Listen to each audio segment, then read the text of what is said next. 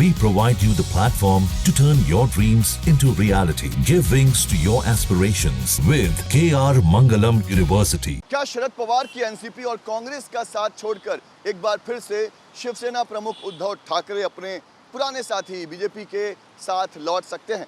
ये सवाल इसलिए उठ रहे हैं क्योंकि हाल फिलहाल में महाराष्ट्र की राजनीति में ऐसी घटनाएं देखने को मिल रही है, जैसे कि हाल ही में आदित्य ठाकरे और देवेंद्र फडणवीस के बीच मुंबई के एक 5 सितारा होटल में कथित मुलाकात होती है। हालांकि दोनों ही पक्षों की तरफ से ये कहा गया कि ये मुलाकात नहीं थी, दोनों नेता अलग अलग कार्यक्रम में हिस्सा लेने के लिए इस 5 सितारा होटल में पहुंचे थे। लेकिन कहते हैं ना कि राजनीति में इस तरह के इत्तेफाकों को हल्के में नहीं लिया जाता, वो भी तब जब ऐसी घटनाएं बार बार हो रही हों। 16 जुलाई को महाराष्ट्र विधानसभा में देवेंद्र फडणवीस ने भले ही मजाकिया अंदाज में ही सही, लेकिन खुले तौर पर उद्धव ठाकरे को सत्ता में शामिल होने का निमंत्रण दे दिया था।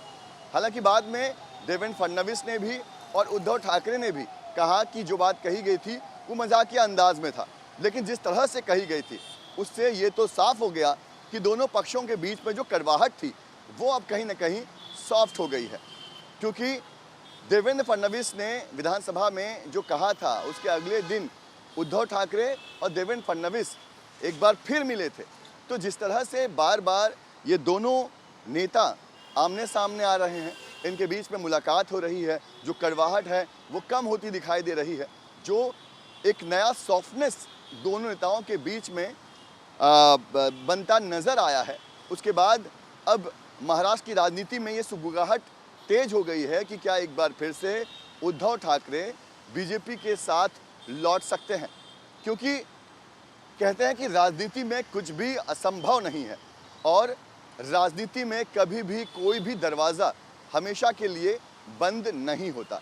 ऐसे में देखना ये होगा कि महाराष्ट्र की राजनीति में हमें आने वाले दिनों में और क्या कुछ नया देखने को मिलता है।